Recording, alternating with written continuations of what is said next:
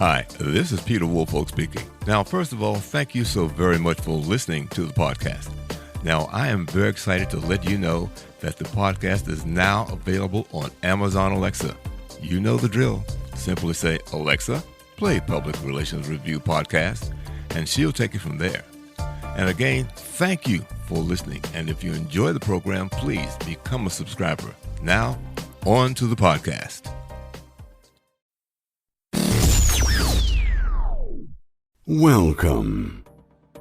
This is the Public Relations Review Podcast, a program to discuss the many facets of public relations with seasoned professionals, educators, authors, and others. Now, here is your host, Peter Woolfolk. Welcome to the Public Relations Review Podcast, and to our listeners all across America, and to our listeners all around the world. Now, question.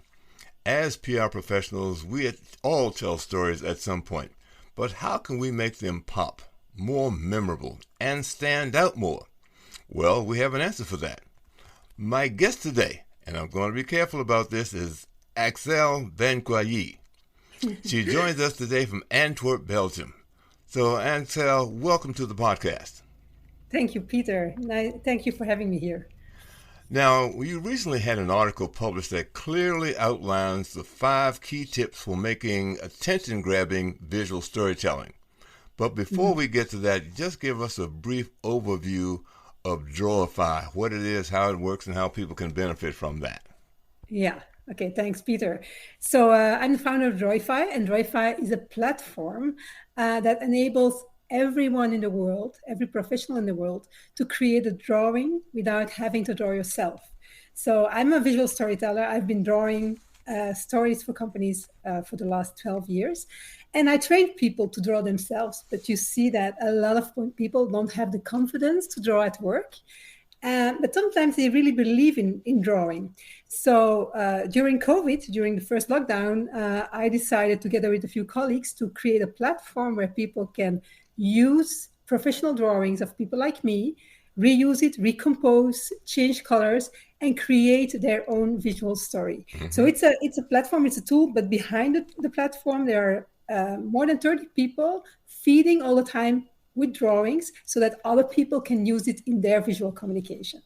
So the drawings, I would imagine, cover a wide range of topics and issues and situations so that people can then use those drawings to fit where it would be appropriate in their presentation? Yes, indeed. So you have different situations, different sectors, but also you can recompose. So you can make your own combinations of drawings to tell your story. Mm-hmm. And even imagine that you are looking for something that you really can't find, which is possible because till now we have around 10,000 drawings, but it's growing every day. But imagine that you're looking for something really specific and you can't find it, then you can simply ask, and then it gets through the platform to the artists, and they start drawing for the users. So now, are there different levels of DRAWIFY that people can engage in so that they have access to that? Yeah. So first of all, there's a free version where you can play with, so that's it's free. It's really accessible, and then you have versions when you can, for quite low amount per year, you can subscribe and use it as much as you want, and very soon, we will also launch versions that integrate with other platforms like Miro, like Mural, and other kind of, I don't know if I'm allowed to mention brands. Anyway, the biggest platforms that are around, like Google and so on. We are working now to have integration so that you can go back and forth between those platforms and DRAWIFY to use drawings on those platforms. That's something we are working on right now. Well, very good. So now let's get to those 5 important points because I certainly agree with you that visual additions to presentations would certainly help. So what are those 5 important points that people should consider when working on their visual storytelling? Yeah, thanks, Peter. Maybe I will tell them all 5. If you have a question in between, please interrupt me. Okay. So the first one is, it's really important not to overlook the words. So if you think of a visual, of a drawing, very often people don't think of words, but it's always a combination of using words and using visuals. So in the brain, apparently, if you see an image and a word that goes with the image, it gets processed in two different places in your brain, which makes it more sticky. And when you think of words, it's really important that you think of the one main thing that you want people to remember. Think like a good slogan or a catchy title. It's like an umbrella that covers the whole story. So that's really important to make that good title, that sexy, catchy umbrella. So that's the first tip. Second one is that every story has a character. So very often we tell stories or we bring messages across that go over data, over numbers, and they don't have a character. They don't have a human person or something human in it. Well, that's really difficult to pop because we are all humans and we want to have humans in stories. So define a character, and that character has to take place in that story. And if possible, it also has to have emotions. And sometimes people ask me, yeah, but my story is about data. It's not about emotions. Even data have emotions because data express something positive, something negative. So there's always emotion. So don't forget that. Well, let me ask you a question. And when you say emotions, then that character could be there to just visually so people can see the emotions that are attached to the data, whether it's positive or negative.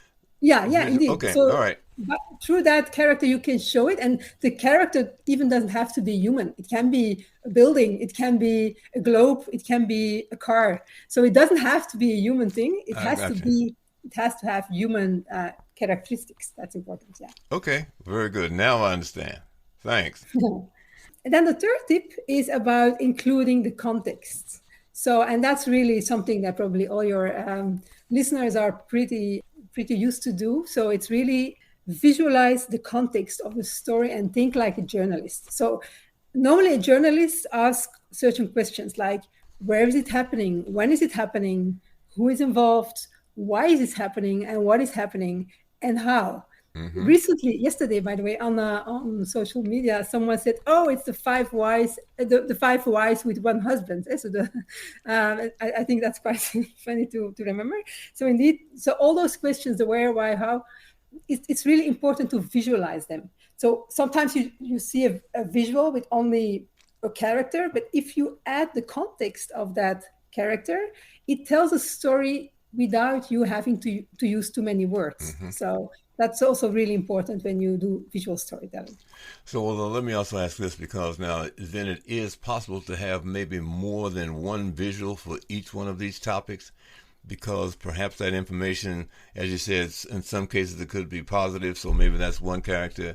Another situation might be negative, so that's a different character or different appearance of a character. So can you have more than one visual in under each one of these topics?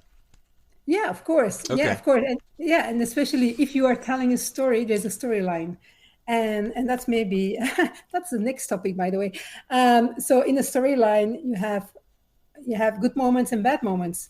It's like a movie. So if you need different visuals, different drawings to tell the whole story, yeah, it's something you can do, of course. And that's the fourth tip is to help your audience through the story and to read the visual in the right way. And you can do that by using arrows. It's like breadcrumbs. It can be numbers or it can be symbols that indicate how to read through the visual. And especially when there's a lot of information on it, we really have to help our brain to walk through it. We have to make it brain friendly. So that's the fourth tip. Let me just sort of mention it, because as I think about it, it just seems to me as the attention grabbing benefits of a character or some visual picture up there, rather than just words or numbers. It helps keep people's attention focused on what it is you're doing. So I mean, that in itself is an added benefit. Yeah, indeed. So indeed, words are really difficult to capture attention. And we have seen through many, many researchers that a big part of our brain, most researchers say that it's 50% of our brain is meant to process visual information. So if you help the listener or the audience to watch to visuals next to the text and next to the audio, it really helps to remember. And think of a comic. It's easy when you look at a comic. it can be a lot of information, but it's really easy to walk through because you go from frame to frame. So that's really easy to understand, easy to follow, much easier than a lot of slides or words or bullet points or whatever kind of things that people used to use today. Well, great. And what is the next one you have for us? So the last one, and that's also related to what I said about comics, it's about separating your ideas. So like I said, we have to make it brain friendly. Our brain is very active, but in the same time very lazy, and it's always looking for patterns. It's looking for things that are connected to each other, that are easy to separate and to digest. So if you want to help the brain, you have to make chunks of your story so that the brain can jump from one chunk to the other one. So you can do that by using frames. You can do that by using several backgrounds in certain colors that really indicates the different parts of a story. And again, think of a comic or maybe a cover of a magazine. There are always different parts that are really easy to scan. And that is exactly the fifth tip to do. Yeah, just in terms of, let's say, of someone like a novice like myself, is there any way to get any help? Do you have any assistance at DRAWIFY that say, well, look, here's something that's unusual that I've got an assignment that I have. Can you give me some ideas or some help with this? Does service offer that as well? Well, first of all, there are templates. So templates are like kind of inspirational examples that you can use and adapt. So if you say, for instance, I have to do something and it looks like a timeline, then you can look at existing other drawings that you can use and rebuild. So that can be really helpful.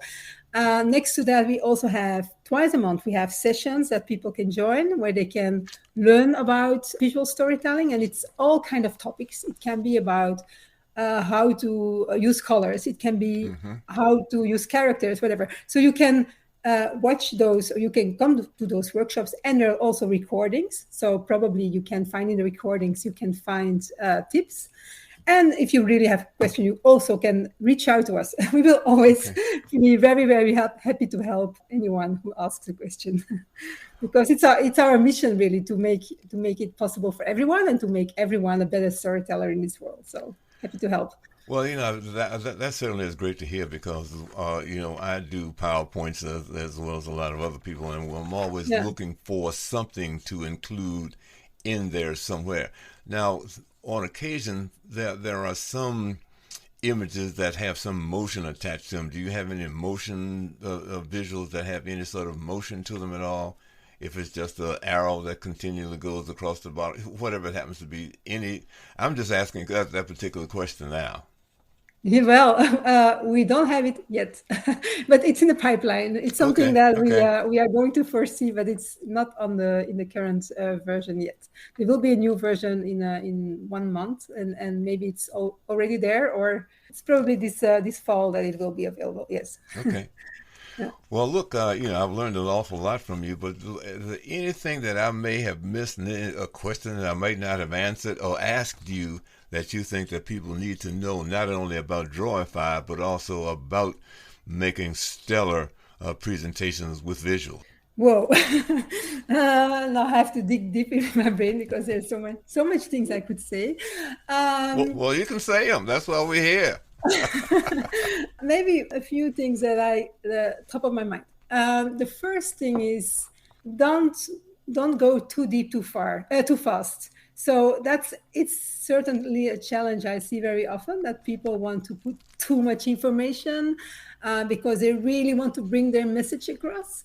So they really fall in love with their message. And that's maybe one of the biggest challenges. So don't fall in love with your message, but fall in love with your audience. It's probably really basic knowledge for you, but fall in love with your audience and really think of what do they want to hear and see in this visual? What do they like according to colors, characters, whatever. So step in the shoes of your audience and not in your own shoes. So that's one of the most important things that I want to bring across. And then it doesn't have to be perfect. We are all much too strict for ourselves. And so just try it and see what the impact is on others and improve and learn and just do it. That's maybe also a very important thing that I want to tell to everyone. Well, good. Well, Axelle, let me say that I believe that you've imparted some very, very important information to our listeners, and I really want to thank you for taking the time to join us all the way from across the pond to provide this, and I'm sure they're going to benefit from it. So I want to thank you so very much for joining us here on the Public Relations Review Podcast. To my listeners also, please, if you want to improve your presentations, go to DRAWIFY, look them up. That's DRAWIFY.com, and look at what they have to offer you. And if you've enjoyed the show, we certainly would like to get a good review from you. So once again, thank you so very much for listening to the Public Relations Review Podcast. This podcast is produced by Communication Strategies, an award-winning public relations and public affairs firm headquartered in Nashville, Tennessee. Thank you for joining us.